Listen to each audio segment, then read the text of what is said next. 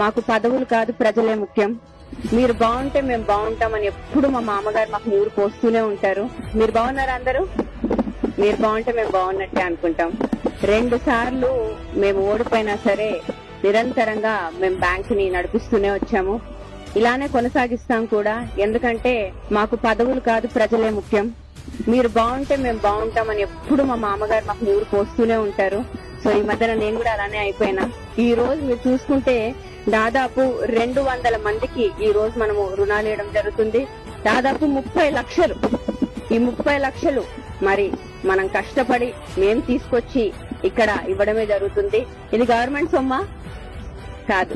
శిల్పా మోహన్ రెడ్డి గారు, శిల్పా రవిచంద్ర కిషోర్ రెడ్డి గారు ఎంతో కష్టపడి మీ మంచి కోసం మా అక్క చెల్లెలు బాగుండాలనుకుంటున్నారు కాబట్టి వాళ్ళు సంపాదించిన దాంట్లో ఒక వంతు మీకు కూడా పెట్టాలని మాత్రమే ఆలోచించి నిరంతరంగా